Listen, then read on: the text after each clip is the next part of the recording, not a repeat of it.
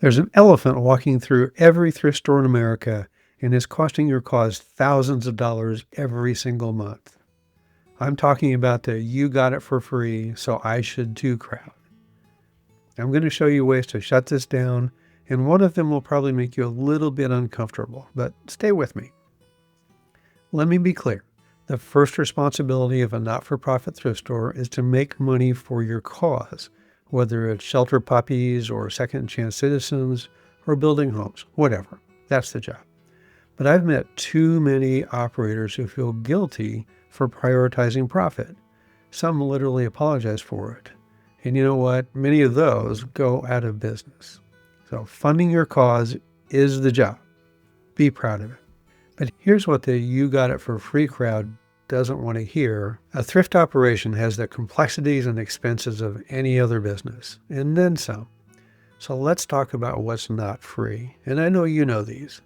Rent, which often shocks people how much rent is. Utilities, equipment, the pallet jacks, the fixtures, the shopping carts, the counters, all the things. Vehicles, if you're picking up donations, you're spending a lot of money on that truck and generally two people to drive around in it. Huge expense.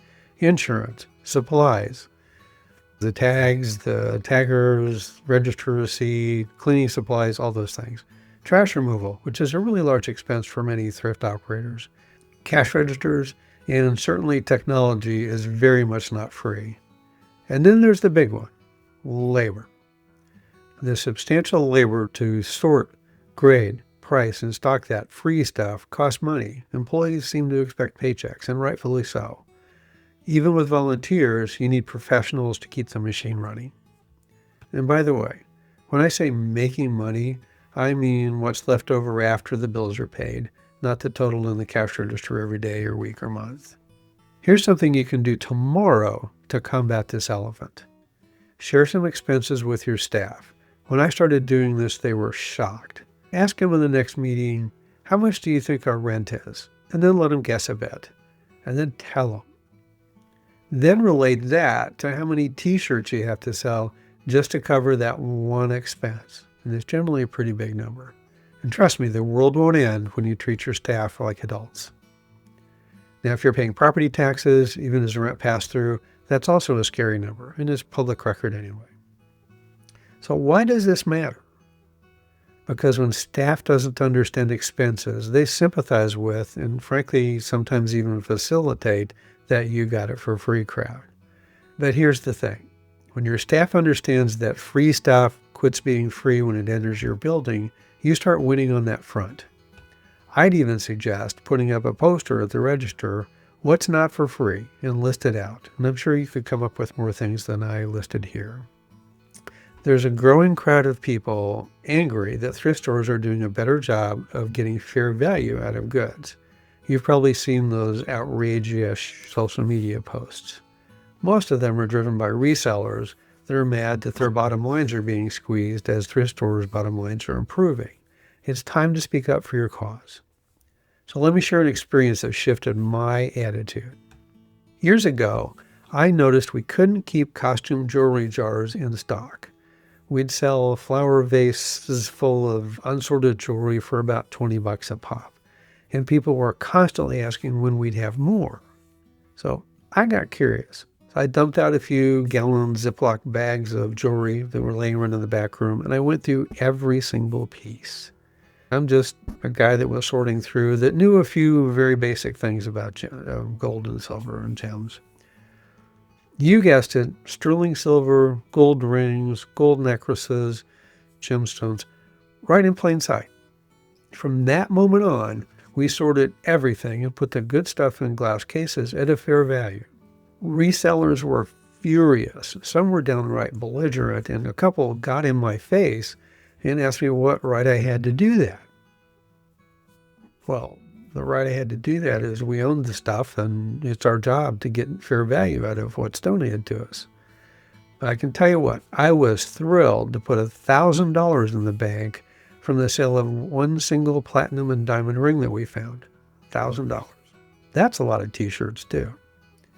Getting fair value for the cause is part of the job. And the key is fair value. Don't be greedy. but find value wherever you can, and you don't have to apologize. Be proud. Now, the second defense is even more powerful, and it's one that many stores overlook. That second defense is your cause, the reason your store exists. Everybody working there should know exactly what your cause is and why you support it, and not just a mission statement, although those are important. They should see and understand real life-changing examples of the effect your mission has had. When I worked for Habitat for Humanity, we sent every single employee, part-time, full-time, didn't matter, to a new home dedication. Seeing firsthand just how life-changing a home is for a family that once thought it was a pipe dream is unforgettable. And it's fuel in the tank for building the next house. And it's a really great defense against you got it for free, so I should too, because you're like, okay, we got it for free because we're trying to build a home for a family that couldn't otherwise have one. In another place, we send employees to GED graduation ceremonies. The impact of those who accomplished a long-delayed goal and on those who helped provide the resources was incredible. Staff is your first line of defense. When you arm them, they will fight for you and fight for your whys to why you're there.